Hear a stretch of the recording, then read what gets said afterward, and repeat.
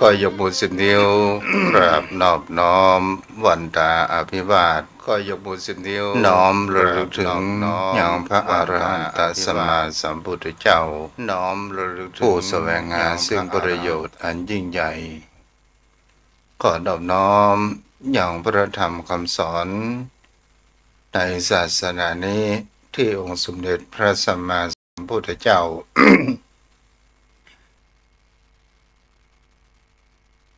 ได้ตรัสแสดงไว้ดีแล้วสุดระงดงามโดยเสียงก้าวของข้าพเจ้าและขอถวายความเคารพนบน้อมไหว้สาไปยังครูบาอาจารย์พระเถราเจ้าพระภิกษุสงฆ์สามเณรพระสังฆาธิการสงฆ์สมณศักดิ์บัณฑิตนักปราชญ์ท่านผู้มีความรู้ทุกรูปทุกตนทุกองค์มาด้วยความเคารพและขอเจริญสุขเจริญธรรมมายังปออกไม่ออกศรัทธาอันมีต่างจมป่อยมแม่ป่อมอนแม่มอนป่ออุ้ยแม่อุ้ยพี่ป้าน้าอาท่านผู้ฟังผู้มีบุญทุกท่านที่ติดตามรับฟังธรรมะอย่างแรงทางสถานีวิทยุเพื่อการศึกษา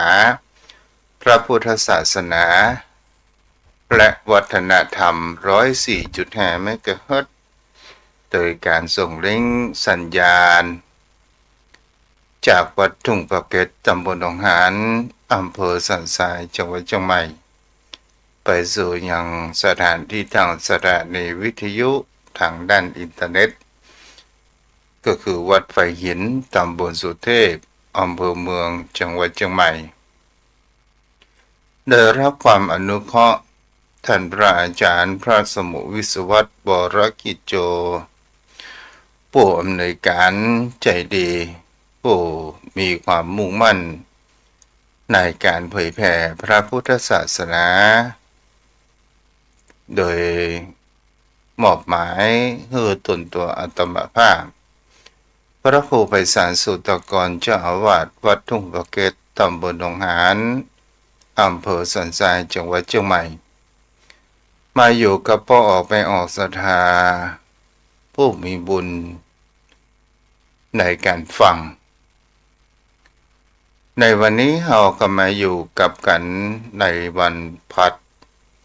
ที่7เดือนสิงหาคมพุทธศักราช2568เดือนนี้เป็นเดือนมหามงคลเป็นเดือนของแม่ที่เราได้รู้จักกันศรัทธาญาติโยมทั้งหลายซึ่งเป็นวันเฉลิมพระชนมพรรษาพระพันปีหลวงสมเด็จพระนางเจ้าสิริกิติ์บรมราชินีนาถที่เราได้ถือกันว่าวันพระราชสมภพของพระองค์ท่านก็ถือว่าเป็นวันแม่แห่งชาติวันนี้เราก็มาอยู่กับกันในการฟังธรรมะก่อให้เกิดปัญญาและก่อให้เกิดสิ่งใหม่ๆเกิดแห่งความเปลี่ยนแปลงในจิตในใจของบุคคลเราและขออนุโมทนาที่รับชมรับฟังทาง Facebook มีทางโยมปีวาสนากันทวีรับฟังอยู่ที่บ้านเอื้ออาทรสังกำแพงวันนี้ มีเรื่องที่จะเป็นธรรมะแฝงไปด้วยแห่งหลักอุปมาหรือว่าหลักแห่งคำว่าเรื่องเล่าศรัทธาญาติโยมรับฟังทั้งหลาย สิ่งที่บุคคลเฮานั้นเนี่ยศรัทธาญาติโยมสิ่งที่คนเฮาต้องการมากที่สุดในชีวิตแห่งความเป็นมนุษย์นี้นั้นก็คืออยากได้คนที่มีความเข้าใจในตัวเองและให้กำลังอกกำลังใจ นี้ก็คือเป็นสิ่งที่บุคคลเหล่านั้นต้องการ สิ่งที่คนเหล่านั้นอยากจะได้แห่งประการหนึ่งก็คือความสำเร็จแห่งวิถีชีวิตของมนุษย์ของคนเฮาถ้าเป็นความสำเร็จภายนอกก็คือมีครอบครัวที่อบอุ่นมีทรัพย์สินเงินทองที่พอใจพอใจมีบ้านที่อยู่อาศัยที่ดี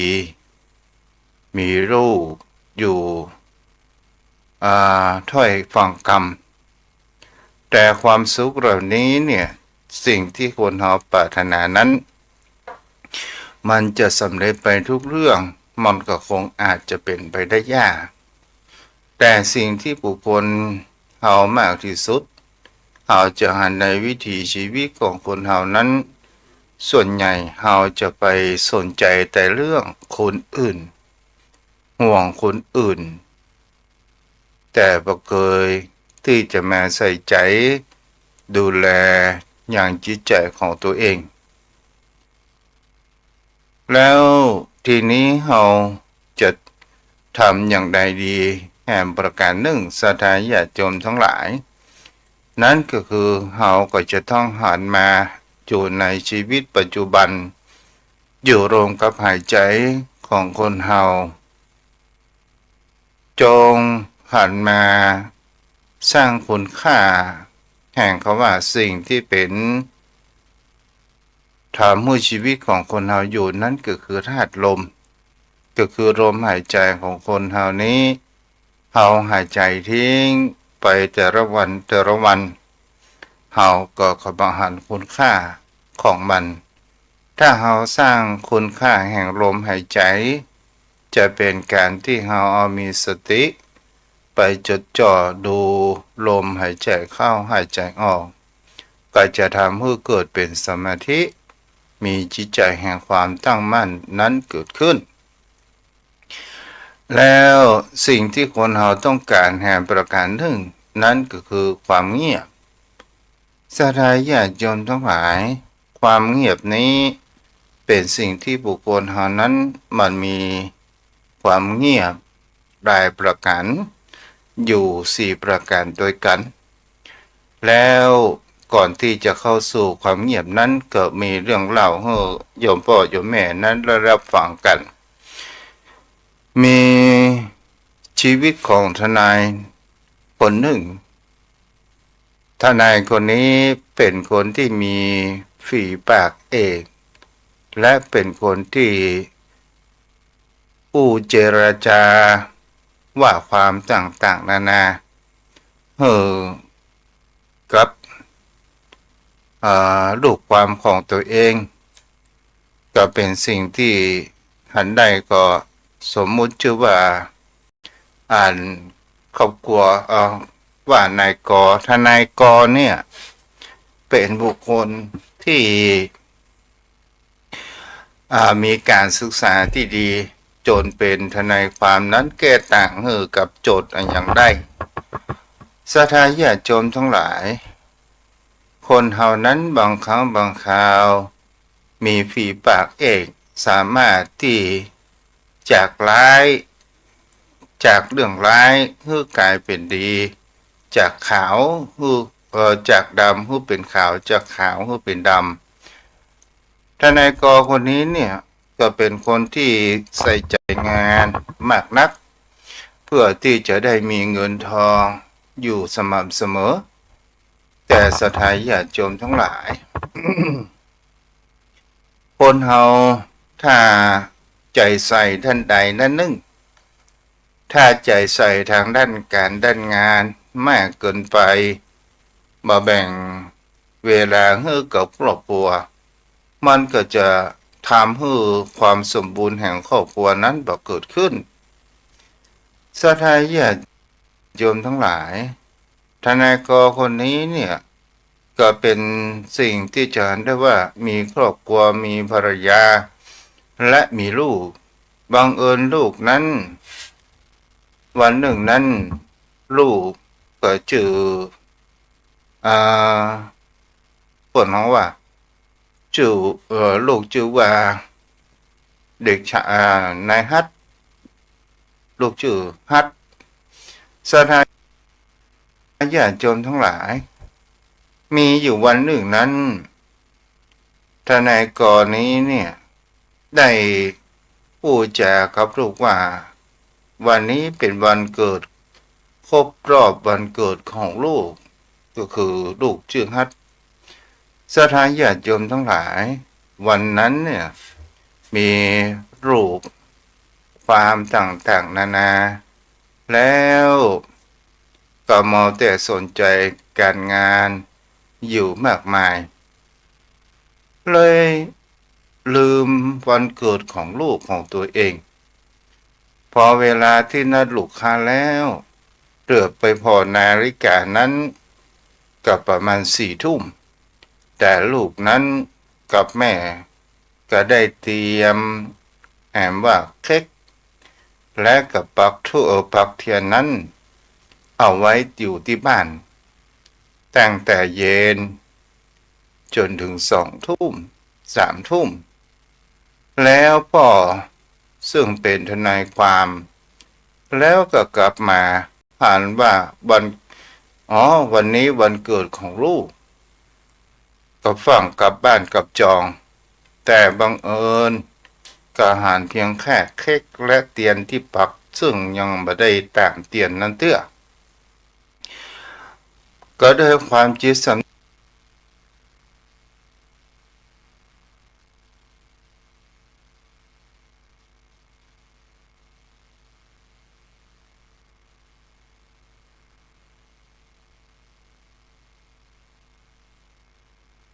นึกแห่งความเป็นพ่อก็ได้อู้กับลูกสำนึกแห่งความเป็นพ่อนั้นก็เป็นสิ่งที่จะเห็นได้ว่ามีเสียง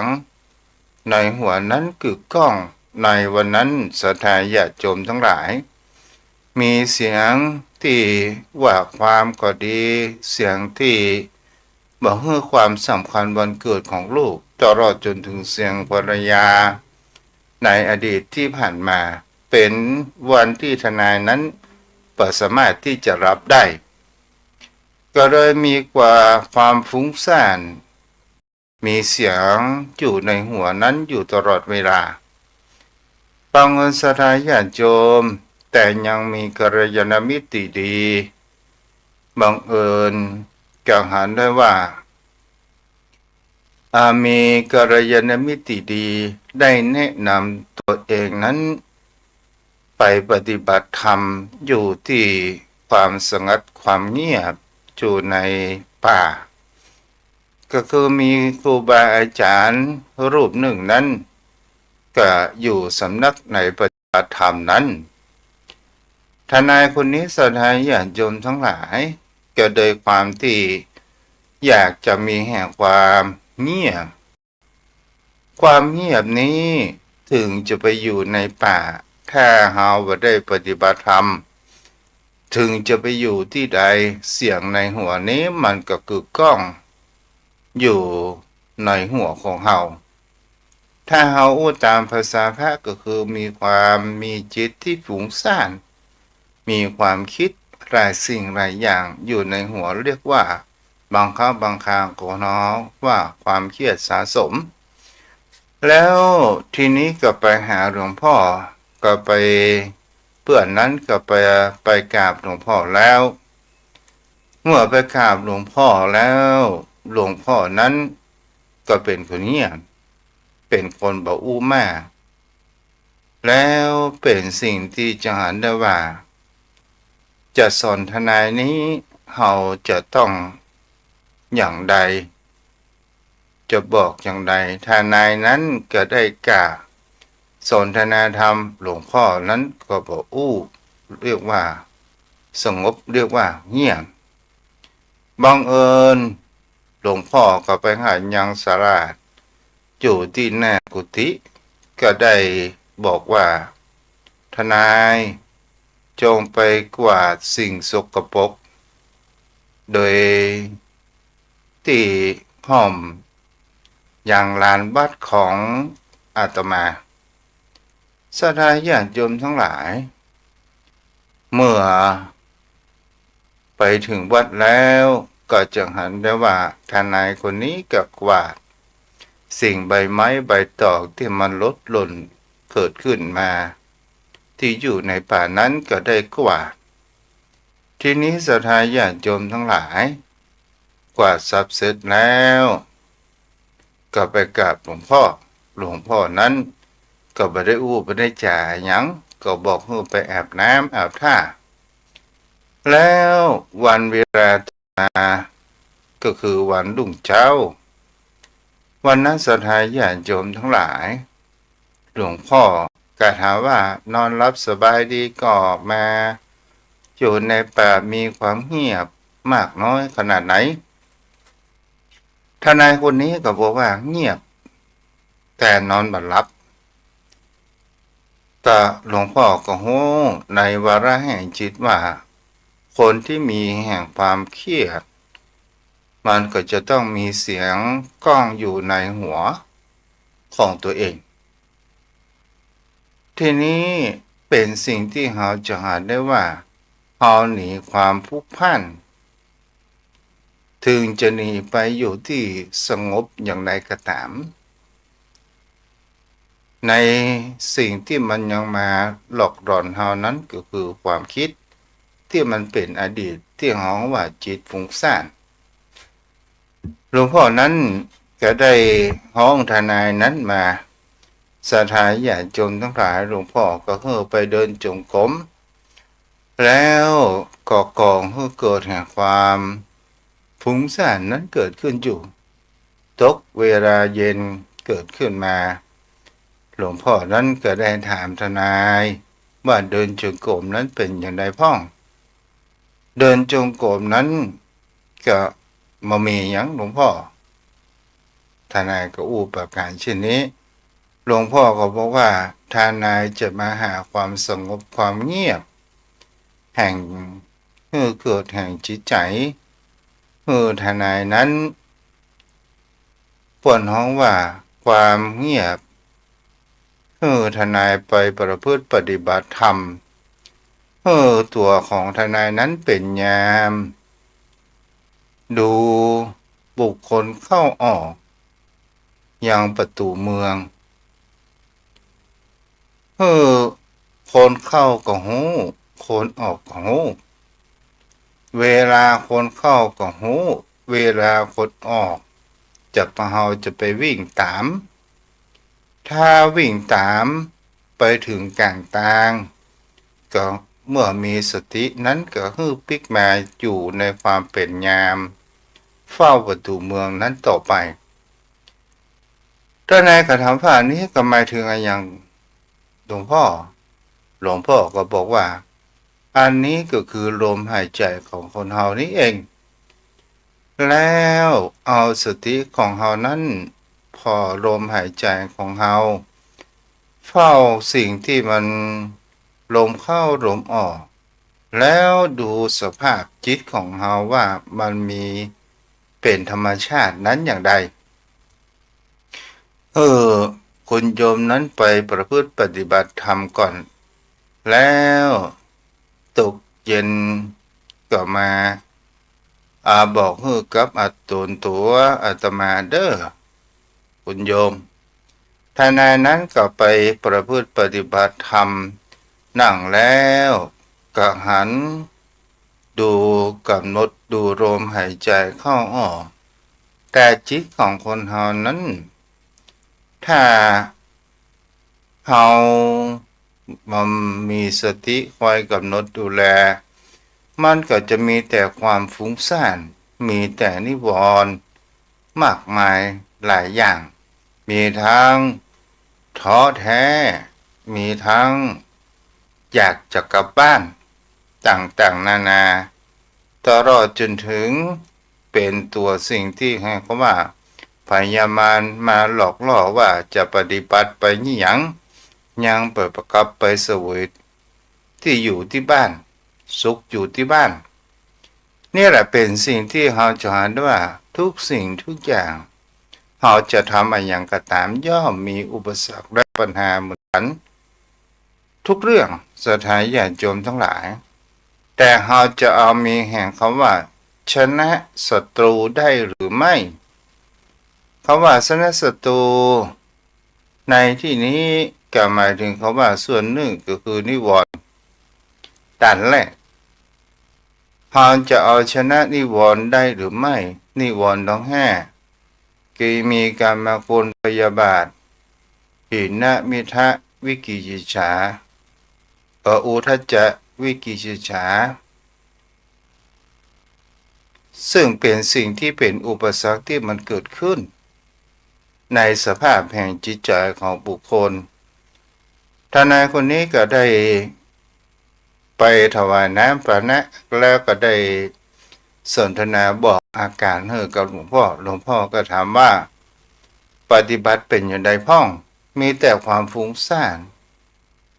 หลวงพ่อก็หันว่าดีแล้วที่มีหันความฟุ้งซ่านก็แปลว่าโยมนั้นมีสติขึ้นมาแล้วแล้วคุณโยมทนายคนนี้ก็ได้ไปประพฤติปฏิบัติธรรมเมื่อดูสภาพจิตใจแรกๆมันก็มีความฟุ้งซ่านพอนานๆเข้ามันก็เริ่มที่จะมีความสงบนั้นเกิดขึ้นแล้วก็ได้เอาความนี้มาบอกให้กับหลวงพ่อในตอนเย็นหลวงพ่อก็บอกว่าปฏิบัติมาถูกต้องแล้วความเงียบมันก็ความเงียบนี้มันมีอยู่หลายเงียบด้วยกันมีอยู่4ประการด้วยกันความเงียบเพราะกลัวความเงียบเพราะโกรธความเงียบที่ก่อให้เกิดแห่งคำว่าพยาบาทความเงียบที่ก่อให้เกิดแห่งปัญญามันก็มีหลายเงียบด้วยกันความเงียบเพราะกลัวนั้นก็หมายถึงเขาว่าบุคคลที่ทำการทำงานเจ้านายดุด่าว่ากล่าวต่างๆนานาเสียหายมีความได้เหยียดหยามปนหัวว่าความเงียบนี้เป็นความเงียบแห่งธาตุก็หมายถึงเขาว่ามีความเงียบดักอยู่ในจิตใจบ่สามารถที่จะอู้อย่างให้ผ่ายได้เงียบเมื่อเงียบแล้วก็ก่อให้เกิดแห่งคำว่าความเงียบอันเป็นความโกรธเกิดขึ้นเมื่อเป็นความโกรธเกิดขึ้นแล้วเนี่ยถ้ามันยังไม่ได้ก็จะเป็นความเงียบที่เป็นพยาบาทมีความอาฆาต แล้วเมื่อถึงโอกาสเวลามันก็จะเอาคืนนี่ก็คือความเงียบที่เป็นอันตรายเป็นเพชฌฆาตโดยโมโหตัวนี้เองฉะนั้นโยมพ่อโยมแม่ท่านผู้ฟังทั้งหลายถ้าเรามีบุคคลผู้อยู่ในใต้บังคับบัญชาคนงานก็ตามเฮาไอ้หยังก็คือสำรวมวาจาของคนเฮานั้นคือดีต่อมาก็คือความเงียบแห่งคำว่าเกิดปัญญาหรือว่าอุปธิเกิดคือปัญญานั้นเกิดขึ้นความเงียบนี้มันมาจากแห่งคำว่าประพฤติดูลมหายใจของคนเฮาก็ขอให้เกิดแห่งความสงบแห่งจิตใจของเฮาและการประพฤติปฏิบัตินั้นเป็นการทำให้จิตใจของเฮานั้นได้พักและร่างกายของเฮาได้พักและก็จะทำให้เกิดมีแห่งคำว่าพลังนั้นเกิดขึ้นกว่าความสงบหรือว่าความเงียบแห่งจิตใจนี้มันจะสำเร็จมันก็จะต้องฝ่าฟันอุปสรรคปัญหาศัตรูดันแรกศรัทธาญาติโยมทั้งหลายศัตรูดันแรกก็คือกรรมคุณอย่างคำว่ากรรมะในที่นี้ก็หมายถึงความใคร่บางครั้งบางคราวเฮาคิดถึงหาความสุขอยู่ที่บ้านที่จองนอนห้องที่มีเตียงนุ่มๆมีเตียงสบายเปิดแอร์ แล้วก็นอนพอทีวีหรือบางครั้งบางคราวมาอยู่ที่ประพฤติปฏิบัติธรรมนี้บางครั้งบางคราวเฮาบ่ได้กินอาหารบนดังใจที่เฮาปรารถนาแล้วเอาจิตของเฮานั้นไปอยู่ในที่รสแห่งอาหารที่เฮาเคยกินนึกไปถึงเขาว่าโอ้อยากกินสิ่งนั้นสิ่งนี้แต่เฮาบ่ได้กินศรัทธาญาติโยมทั้งหลายนี่ก็คือเป็นตัวนิวรณ์ที่จะทำให้จิตใจของเฮานั้นย่อท้อเกิดขึ้นต่อมาศรัทธาญาติโยมทั้งหลายเมื่อเฮาประพฤติปฏิบัติธรรมมันจะมีแห่งคำว่าความพยาบาทจิตอันเป็นสิ่งที่คนเฮานั้นบางครั้งบางคราวเฮาเคยดุเคยด่าเคยถูกอาฆาตพยาบาทและเฮามีความอาฆาตพยาบาทศัตรูที่ผ่านมาเฮาบอกได้ให้อภัยมันก็มาปกคลุมยังจิตใจก่อให้เกิดแห่งความประมาทนั้นก็มีประการที่สองก็คือมีแห่งคำว่าถินนะมิทะก็คือความง่วงเหงาเหานอนซึ่งเป็นอยู่ที่สิ่งที่เฮาจะเห็นว่าในวิธีที่เป็นอุปสรรคปัญหาสามตัวนี้ความง่วงเหงาเหานอนและลืมบอกวิธีแก้ไขวิธีแก้ไขแห่งคำว่ากรรมคุณคือเฮานั้นได้พิจารณาโทษของมันว่าถ้าเฮากลับไปบ้านกำจองเฮาไปพอทีวีและเฮาจะพลาดโอกาสในการประพฤติปฏิบัติธรรมนั้นเกิดขึ้นและเฮาหันโทษของมันว่าในการที่เฮานั้นไปเสพของสิ่งที่บดีของมึนเมามันจะก่อให้โทษต่อสุขภาพร่างกายของเฮาและอาหารการกินถ้าเฮากินอาหารที่มากเกินไปก็ก่อให้เกิดแห่งความเชื่องช้าต่างๆนานาต่อมาพยาบาทนั้นเฮาก็จะต้องแก้โดยการแผ่เมตตาแผ่เมตตาศรัทธาญาติโยมทั้งหลายซึ่งเป็นสิ่งที่เฮาจะเห็นได้ว่าความเมตตาเป็นสิ่งที่เป็นเครื่องค้ำจุนโลกและก็เป็นสิ่งที่บุคคลเฮานั้นจะเห็นได้ว่าความเมตตาความรักความเอื้ออาทรมันจะคลายความพยาบาทเกิดขึ้นต่อมาหินามิทะคือความง่วงเหงาเศร้าซึมแก้ด้วยแห่งคำว่าการเดินจงกรมโอทัจจะกุกุจจะก็คือความลังเลสงสัยก็ตามเฮานั้นโดย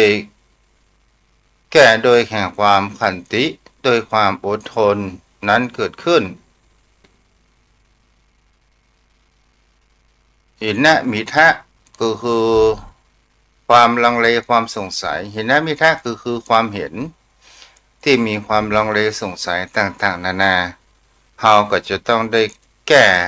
โดยแห่งคำว่าปัญญาของคนเฮานี้เอง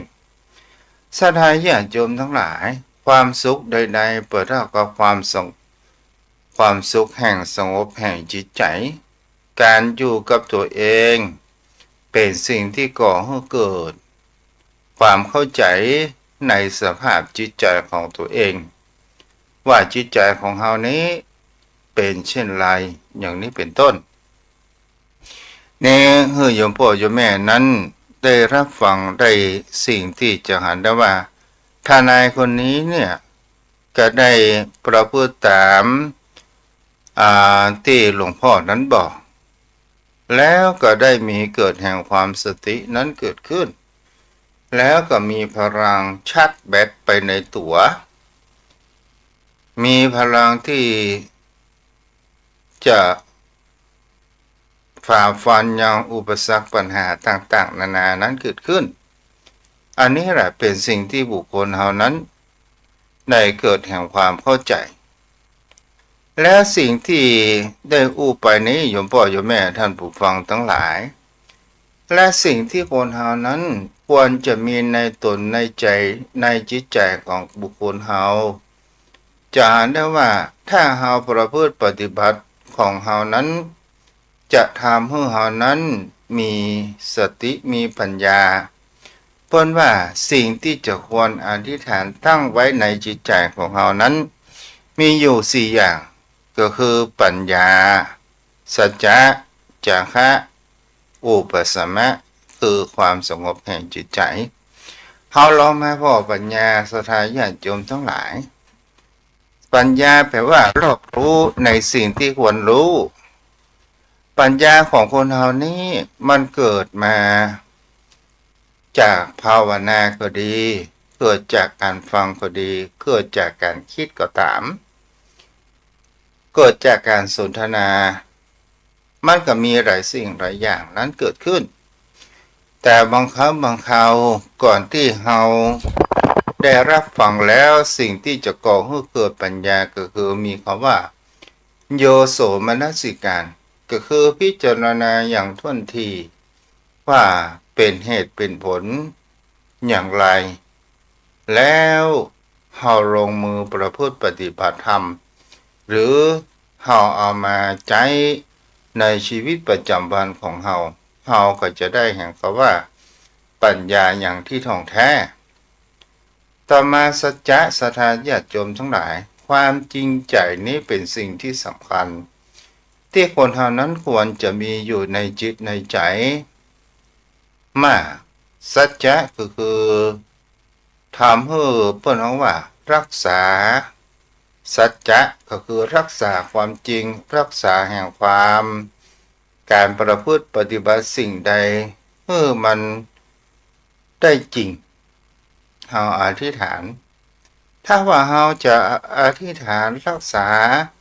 ศีลอุโบสถศีลทุกวันศีลวันพระอย่างกับวันพระที่จะมาถึงวันเสาร์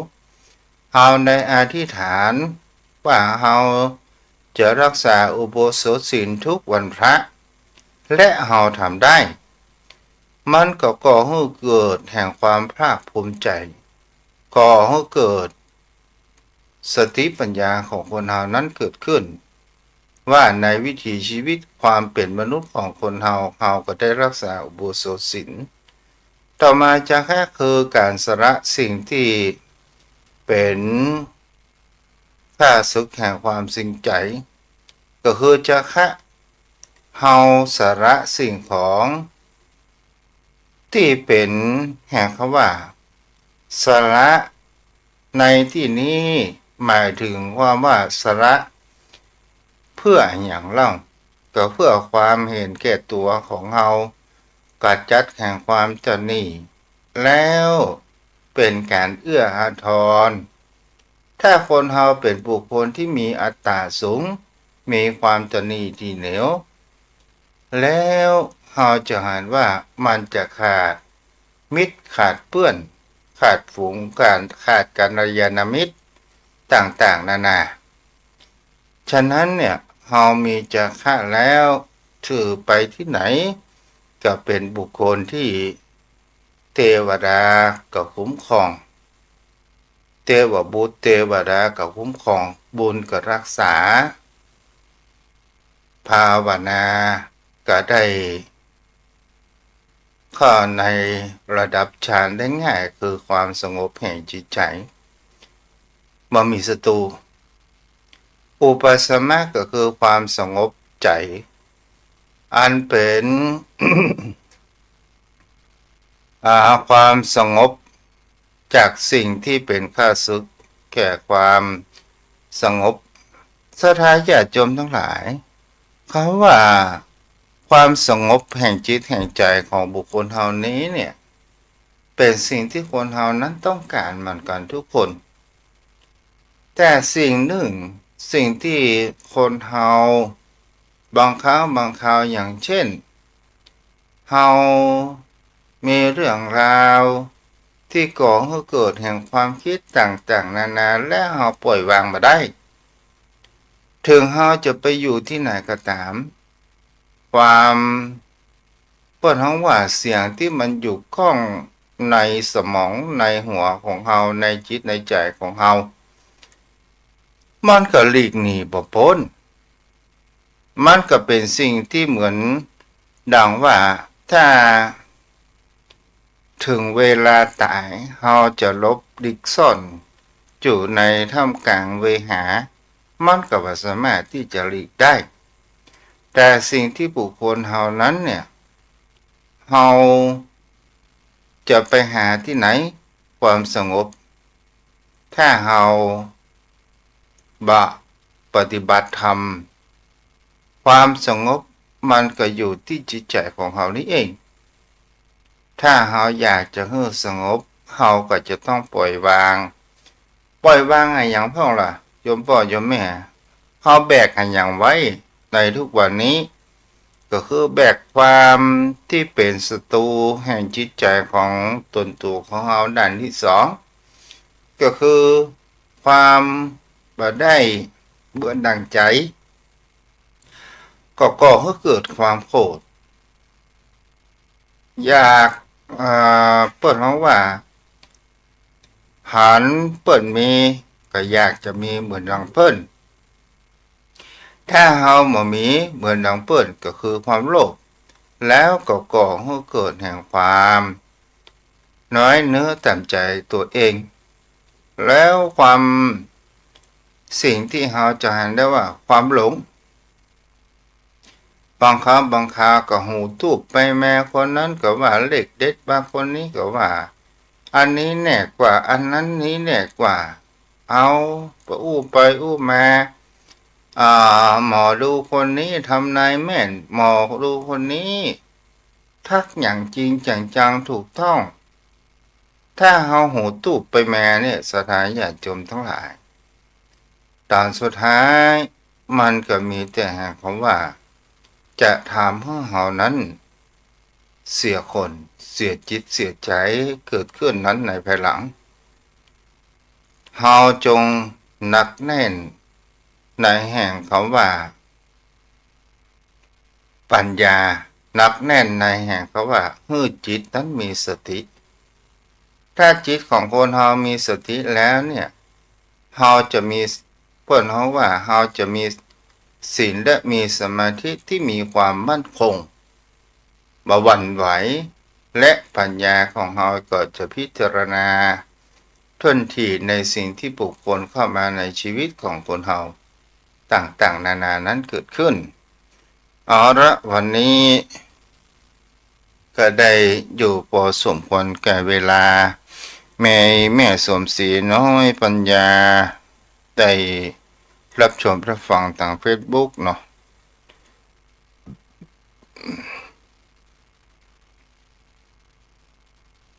เจอกันเด้อ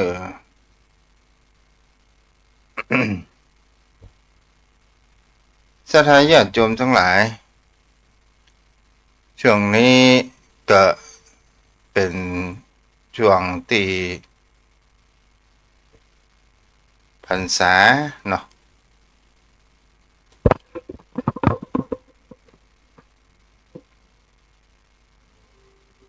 มาละ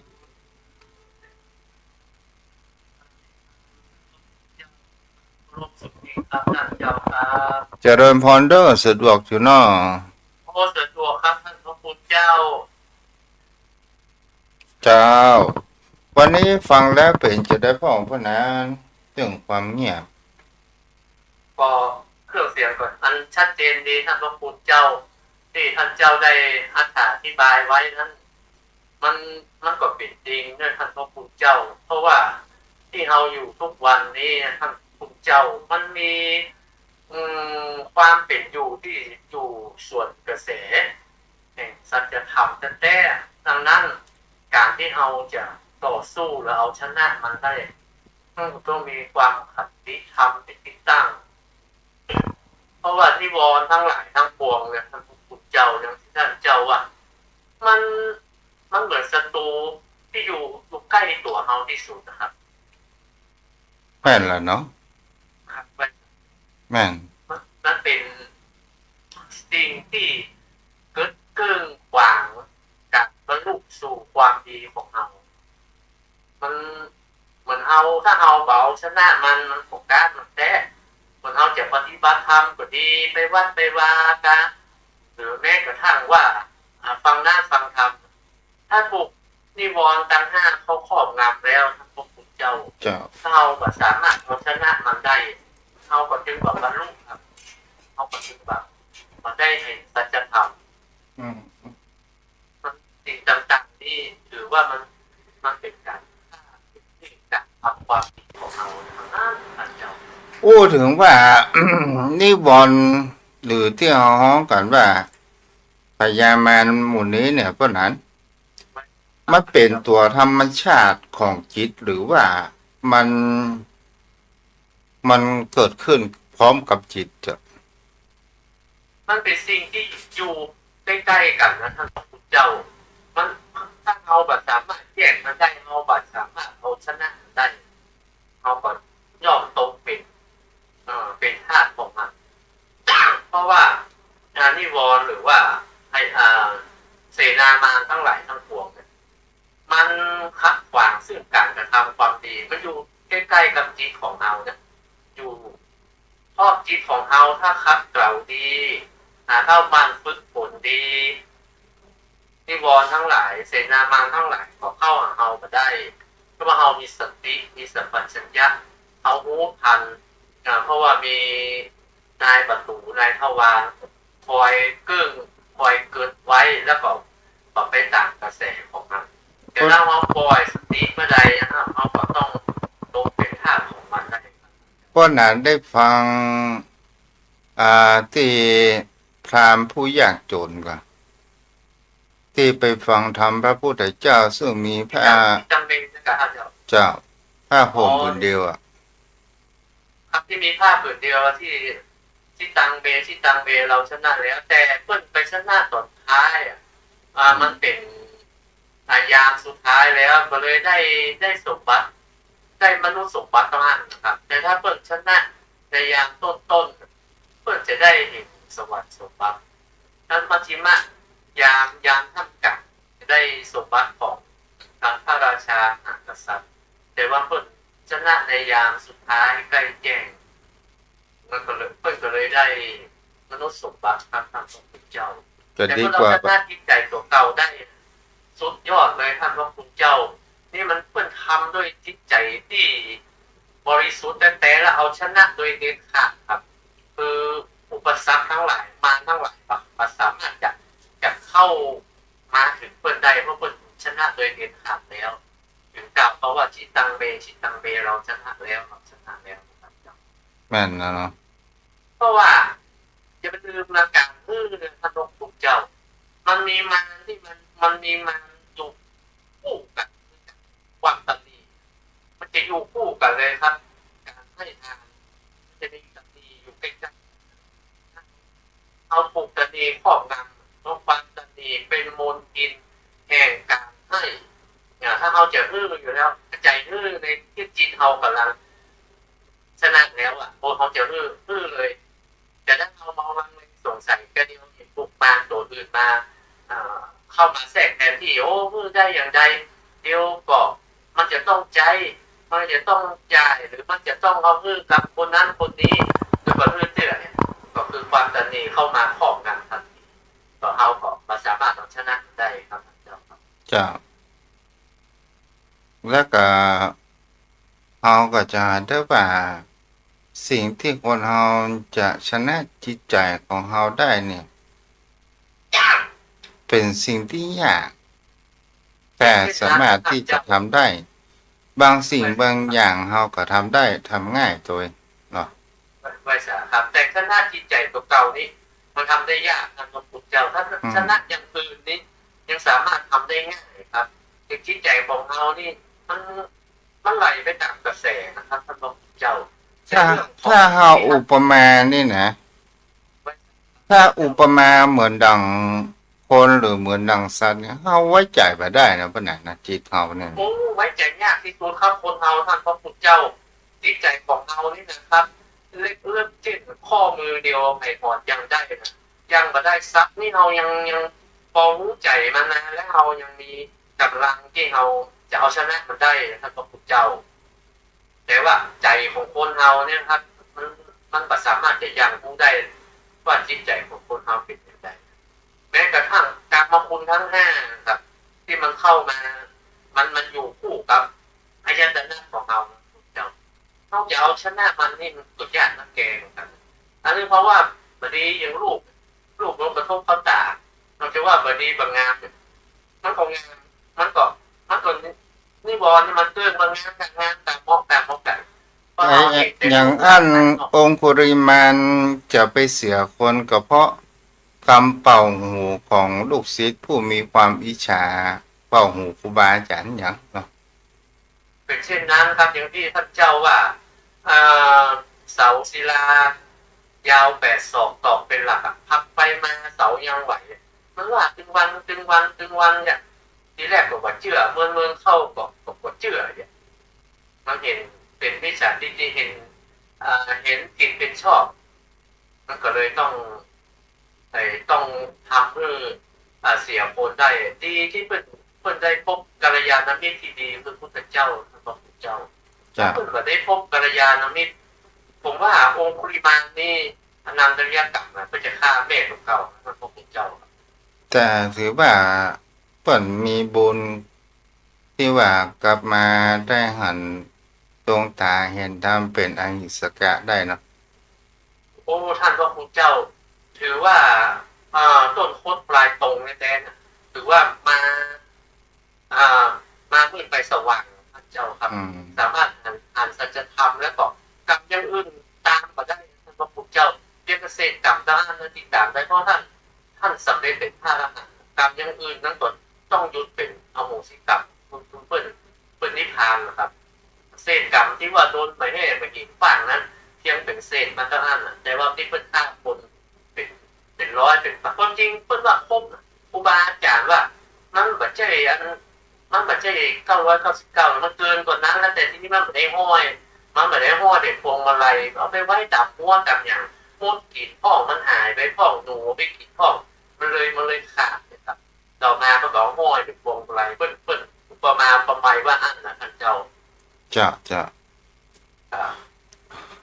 ถ้ายินแล้วปะหนาเนาะ กราบไหว้สาธุท่านเจ้าด้วยความเคารพสูงยิ่งครับได้ดูน้ำธรรมคำสอนวันนี้ครับ ท่านญาติธรรมกัลยาณมิตรกัลยาณธรรมทุกท่านวันนี้เราได้ศึกษาธรรมะนั่นเป็นคำสอนขององค์สมเด็จพระสัมมาสัมพุทธเจ้า ที่ท่านพระพุทธเจ้าได้น้อมนำมาเป็นธรรมะบรรณาการในเย็นของวันนี้ขอทุกท่านทุกคนได้มีความสุขได้เรียนรู้ไปพร้อมๆกันนะครับขอบพระคุณครับสวัสดีครับ อนุโมทนาเด้อและอนุโมทนากับแม่ปราณีโยนดวงเนตรแม่รับฟังอยู่เป็นกำลังใจเด้อเอาละโยมพ่อโยมแม่ที่รับฟังอยู่บ้านใครจะสนทนาธรรมกัน จะอยู่ในขึ้นธรรมะสื่อข่าวชาวประชาก็ตามก็สามารถที่จะโทรเข้ามาได้ที่เบอร์โทร 0631639950 ขออนุโมทนาแม่อารีสดับที่ได้เป็นเจ้าภาพแจกจ่ายอินเทอร์เน็ต150ปุญญาบารมีโยมพ่อโยมแม่ท่านใดจะถวายปัจจัยเพื่อเป็นค่าอินเทอร์เน็ตค่าโทรศัพท์การน้ำกาไฟก็ว่ากันไปเนาะก็สามารถที่จะติดต่อได้0631639950 0631639950 0631639950 วันนี้อากาศดีเนอะอยู่ที่27องศา0631639950 อนุโมทนาตัวเด้อที่กดติดตามมีอยู่3 ท่านด้วยกันเนาะ06316399500631639950ชมพ่ออยู่แม่ท่านผู้ฟังอ๋อแม่เรือนแก้วเจริญพรเจ้าแม่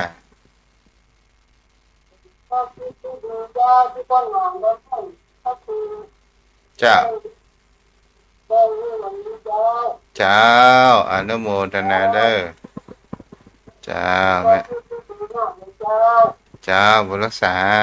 แม่เรือนแก้วอ้าว174ของไผโทรเข้ามาใหม่ได้เด้อวันนี้ปล่อยเวลายาวๆเจริญพรเมืองฝางเนาะเมืองฝางเนาะเมืองฝางเป็นจะได้พ้องอากาศ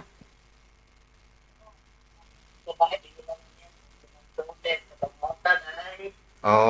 ดีละโยมแม่สุขภาพร่างกายดีเนาะเจ้าคือกำลังใจเด้อจ้าสาธุเด้ออ้าวไผจะโทรมาแหมแม่นวลยอดคำปันแม่เลี้ยงกำแพงหินแม่เลี้ยงเมียงเนาะ0631639950เจริญพรแม่เลี้ยงเจ้าจากเจ้าวันนี้ไปเก็บเมี่ยงกับวันนี้อ่ะวันนี้ไปงานศพเจ้างานศพเจ้าอ๋อจ้ะจ้ะศพเสียวันนี้เจ้าอ๋อวันนี้ไปงานขาวดำค่ะเจ้าฟังติ้งมาของมาฟังเนี่ยเจ้าสุขภาพดีอากาศดีเนาะเจ้าอากาศดีฝนก็ตกอยู่สบายก็ตกจะดีแล้วแม่เจ้าวันนี้ก็มืดพ่อเจ้าดีละดีแล้วเป็นยังเป็นยังเป็นยังแม่เช้าเป็นยังแม่สุขภาพร่างกายแข็งแรงเด้อจ้าไว้จ้าจ้ารักษาอ้าวใครจะโทรมาแฮม0631639950จมพ่อโยมแม่ท่านผู้ฟังทั้งหลายบางสิ่งบางอย่างสิ่งที่เราหันมันเหมือนดังที่เราคิดบางสิ่งบางอย่างสิ่งที่เราคิดมันเหมือนดังที่เราหันฉะนั้นทุกสิ่งทุกอย่างเราจะเชื่ออะไรยังก็ตามเราก็จะต้องใช้โยโสมนสิการพิจารณาอย่างแยบคายเกิดขึ้นและเราก็เชื่อเพราะว่าคนเรานั้นจะได้ว่าบางครั้งบางคราวคนเราชอบคิดแทนคนอื่นแต่เราไม่ได้คิดว่าเปิ้นก็มีความคิดเหมือนเราก็มีความคิดเหมือนเปิ้นเหมือนกับบุคคลที่เล่นหมากฮอตหมากคลุกเราอยู่ต่างนอกเราหันทุกสิ่งทุกอย่างแต่คนดูคนเล่นจะเป็นฮอตก็ตามหมากลุกก็ตามเปิ้นก็เดินมาไปตามความคิดของเปิ้นเนาะเจริญพรแม่อู้ตังโทรศัพท์แม่แม่จ๋าพระคุณเจ้าเช้าแม่อยู่ไหนยายชอบฟังพระเทศนาแล้วแม่ต่อก่อนแสดงว่าสอนธรรมะเนี่ยที่พ่อนานยายก็ชอบพ่อนานเนาะจ๋าแม่ได้ก็พระคุณเจ้าตอบเนี่ยมีความหูดีนะเจ้าดียายอยู่ไหนขอบคุณเจ้าอยู่ นามัยไม่ได้เจ้า อ๋อเจ้าสุขภาพ จะยายนั่งสมาธิแล้วก็พอเสร็จโดยจบอ่ะ จ้าดีแล้วดีแล้ว เจ้า แม่ทำสมาธิจิตใจสงบดีแล้วแม่น้ออ๋อดีละเจ้าดีละดีละ ก่อนเที่ยงกับตอนเย็น ทำสมาธินี่พักทั้งจิตและพักทั้งกาย วันนี้ อ๋อ ท่านพระคุณเจ้าเทศมันมีสมณกาตั้งในจิตใจของยายตัวเองนะ เจ้า